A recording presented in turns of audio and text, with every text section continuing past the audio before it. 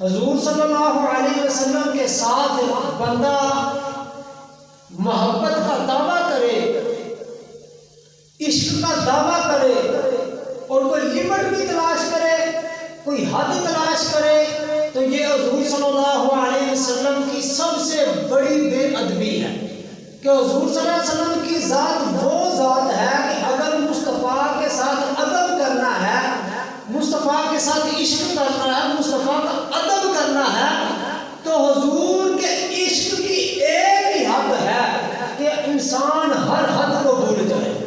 صرف یہ واحد حد ہے کہ حضور کے ساتھ محبت کی یہ واحد لمٹ ہے کہ ہر لمٹ کو کروز کر کے مصطفیٰ کے ساتھ عشق کیا جائے۔ آج صحابہ کرام رضوان اللہ اجمعین کی سیرت کا مطالعہ کریں گے اور احوال کو پرکھیں گے، اور آج کے پروگرام کے اندر اجتماع جمعہ کے اندر فقط ایک نقطے کے اوپر بات ہوگی کہ کیا صحابہ نے حضور کے ساتھ محبت کی ہے اور لمٹ کے اندر رہ کے محبت کی ہے، یا حضور صلی اللہ علیہ وسلم سے محبت کی ہے تو لامحدود ہر حد کو پار کر کے محبت کی ہے۔ بخاری شریف کی حدیث شریف ہے، حضرت مسور بن مخرمہ رضی اللہ تعالیٰ عنہ، حضرت مسور آپ راوی ہیں اور اس حدیث کا تعلق مقام حدیبیہ سے ہے۔ 1500 صحابہ کی جماعت میرے مصطفیٰ کے ساتھ ہے۔ عروہ بن مسعود کو قریش مکہ نے، کفار مکہ نے جاسوس بنا کے بھیجا کہ جنگ کی تیاری شروع ہے، بھی جنگ کی تیاریاں ہو رہی ہیں، جاؤ مسلمانوں کے حالات کا جائزہ لو اور ہمیں خبر دو کہ ہم کیا ڈیسیزن لے، ہمیں پیغام پہنچاؤ کہ ہم کیا ڈیسیزن لے، جنگ کی تیاریاں ہو رہی ہیں تو جا کے جاسوسی کرو۔ ابھی عروہ بن مسعود یہ ایمان نہیں لائے تھے، یہ واقعہ دیکھا ہے، واقعہ دیکھنے کے بعد جا کے بتایا، اس کے بعد جب ایمان لائے ہیں، ایمان لانے کے بعد یہ چیز بیان کر رہے ہیں۔ وہ کیا؟ حضرت عروہ بن مسعود کہتے ہیں کہ میں گیا، 1500 صحابہ کی جماعت مصطفیٰ کے ساتھ ہے، اب ہم نے دیکھنا کہ صحابہ نے عشق کیا تو مصطفیٰ سے کس طرح کیا، حضور سے پیار کیا تو کیا حد کے اندر رہ کے کیا یا ہر حد کو پار کر کے کیا۔ آج ہم عشق کے دعوے بھی کرتے ہیں اور حدوں کو بھی تلاش کرتے ہیں، عیب بھی ڈھونڈتے ہیں اور محبت کے دعوے اور حاضر و ناظر کے اوپر چل رہے، علم غیب کے اوپر چل رہے۔ اور میرا بھائی یہاں تو محبت کے دعوے نہ کر، اگر محبت کا دعویٰ کر رہا ہے نا تو پھر اس طرح محبت کر جس طرح صحابہ نے کی ہے۔ کیا صحابہ نے کسی قاضی سے پوچھا تھا؟ صحابہ کرام رضوان اللہ اجمعین نے جب حضور سے محبت کی تو کون سی یونیورسٹی سے پڑھا تھا؟ کوئی عشق کے تقاضے کس کتاب میں پڑھے تھے؟ یہ عشق سکھانے سے حاصل نہیں ہوتا، بتانے سے نہیں آتا، عقد قلبی کا نام محبت ہے۔ یہ دل کے اندر جو کیفیت پیدا ہوتی ہے اپنے محبوب کے لیے، اس کو عشق کہا جاتا ہے۔ صحابہ نے تو کسی یونیورسٹی، کسی کالج، کسی اسکول سے نہیں پڑھا تھا کہ عشق کس طرح کیا جائے۔ صحابہ کرام رضوان اللہ اجمعین 1500 صحابہ کی جماعت مصطفیٰ کے ساتھ ہے مقام حدیبیہ کے اندر۔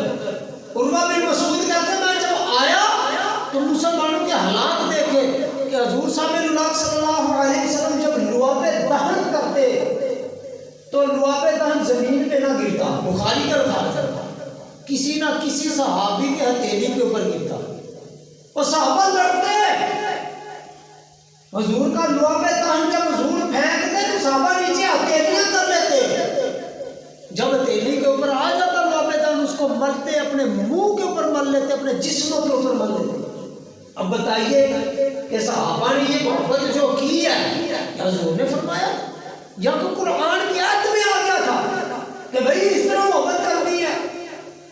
کوئی ناپ توڑ کس نے بتایا تھا صحابہ کو؟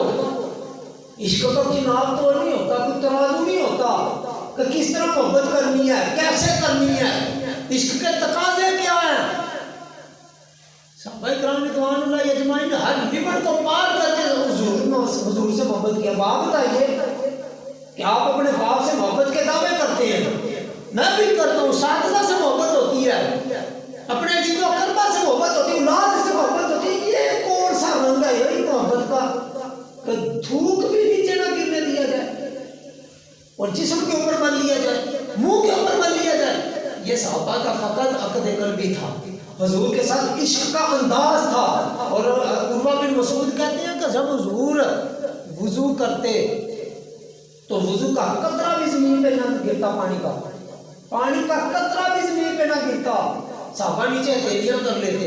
حضور صلی اللہ علیہ وسلم جب کسی بات کا حکم دیتے فوری تعمیل ہو جاتی۔ یہ تھا انداز محبت صحابہ کا۔ جب حضور کلام کرتے تو صحابہ کرام رضوان اللہ اجمعین خاموش ہو جاتے، نگاہیں ادب مصطفیٰ کی وجہ سے نیچی رکھتے، کبھی آنکھ بھر کے مصطفیٰ کے چہرے کو بھی ادب کی وجہ سے نہ دیکھ سکے۔ میں نے تو وہ بھی مقام پڑھے ہیں کہ ایک صحابی رسول کا وقت نزاع آیا، دھاڑے مار کے رونے لگ گئے۔ کسی نے پوچھا کہ آپ رو کیوں رہے ہو؟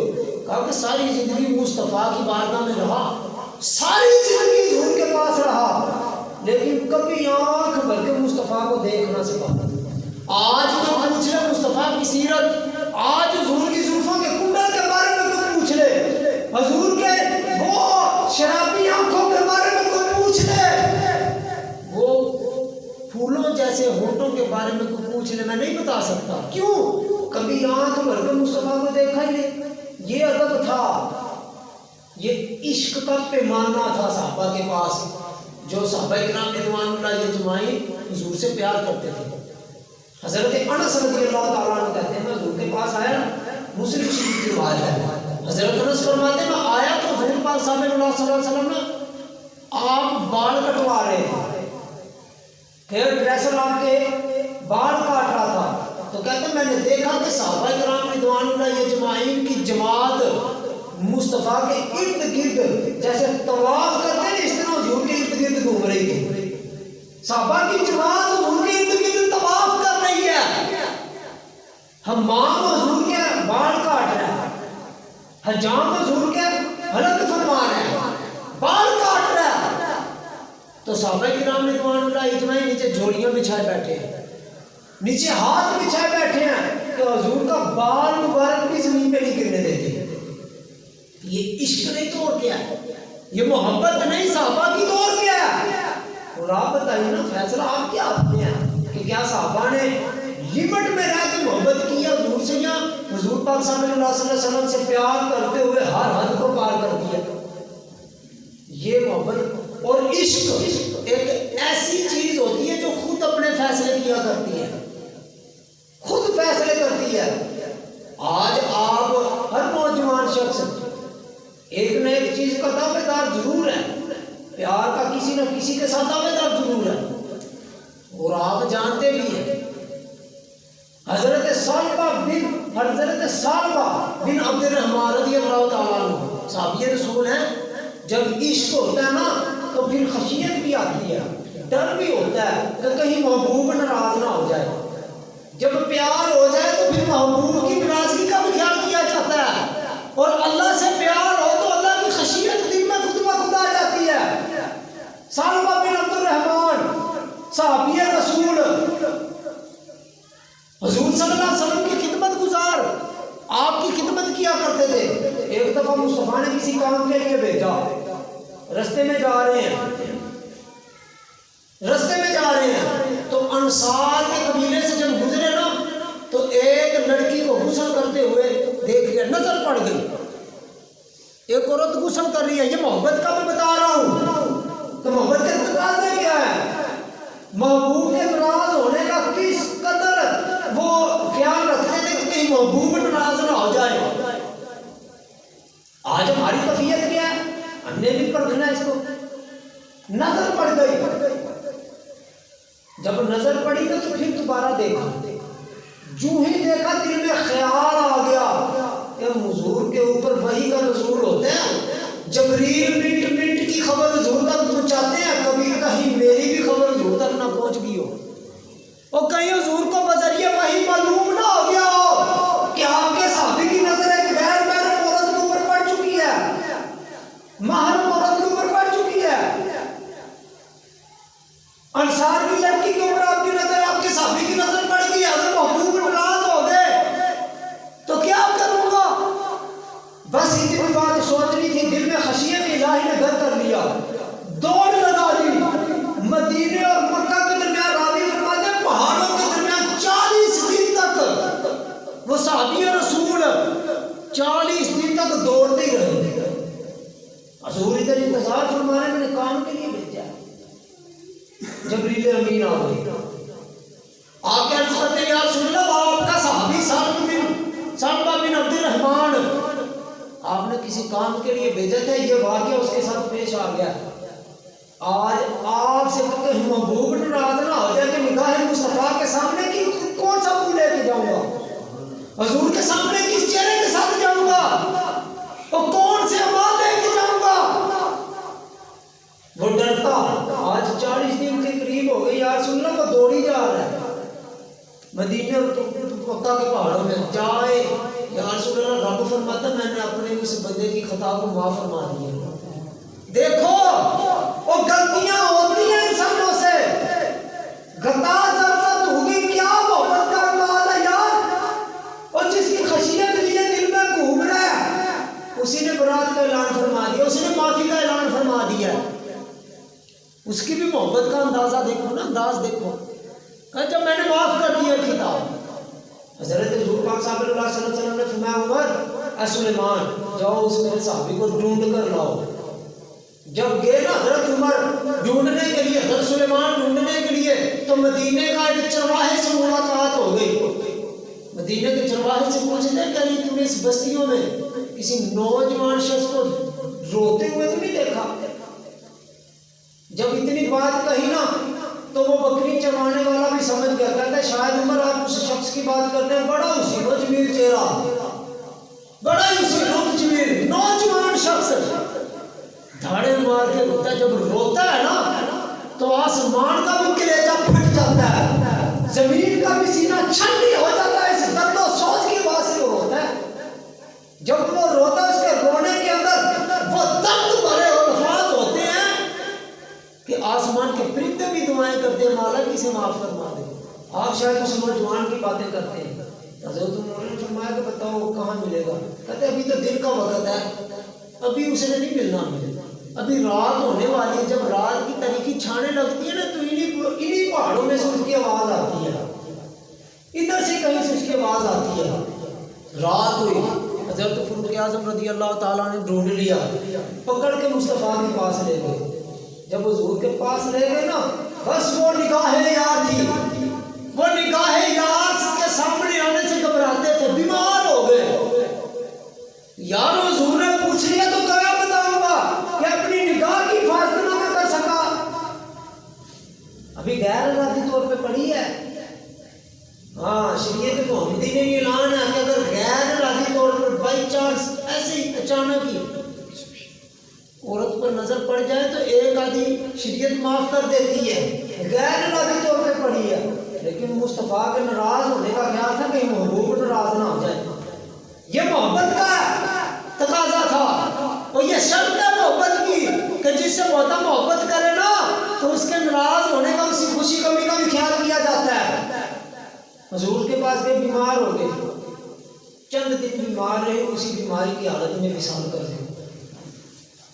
یہ تھے صحابی رسول حضرت سلمہ بن عبد الرحمن، اور ہماری حالت کیا ہے؟ عشق کے دعوے بھی اور محبت کے دعوے بھی، اتنی بڑیاں پگڑیاں باندھی سر پر، اتنی داڑیاں رکھی، اور کہتے ہیں یہ حضور کو دیوار کے پیچھے کا علم نہیں، ہم تو حضور سے، اور میرا بھائی کیا محبت ہے تمہاری مصطفیٰ سے، بتاؤ تو صحیح، چھوٹی چھوٹی بات پہ جھگڑے، اگر مصطفیٰ نے کہیں پوچھ لیا کہ تو میرے عیب ڈھونڈتا رہا، حالانکہ میں وہ ذات تھی، اللہ نے مجھے وہ ذات بنا کے بھیجا جس ذات میں عیب ہی کوئی نہیں، اور جس ذات میں عیب تلاش کرنا بھی کفر، مجھ میں عیب تلاش کرتا رہا۔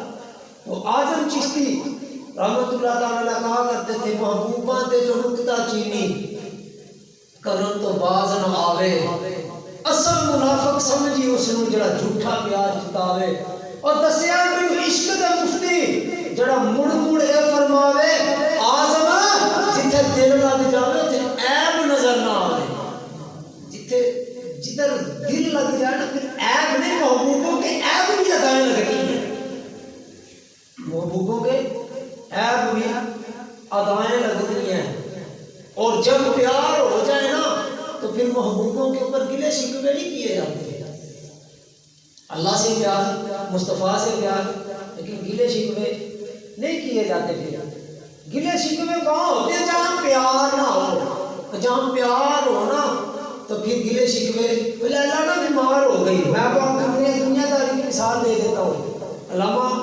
حضرت فارغ شاہ یہ جنڈیالہ شیر خان والے انہوں نے اپنی لکھا کتاب میں جو انہوں نے فارغ شاہ لکھے، انہوں نے کہا لیلا بیمار ہو گئی، شہر میں ڈنڈورا پیٹ دیا گیا کہ لیلا کو خون کی ضرورت ہے، کوئی ہے خون دینے والا؟ لیلا بیمار ہوگی، خون کی ضرورت آ گئی، بات چلتے چلتے مجنوں کے کانوں میں پہنچ گئی کہ لیلا بیمار، اس کو خون کی ضرورت ہے، جسم کا قطرہ قطرہ نچوڑ کے خون دے دیا، لیلا سے ریاب ہو گئی۔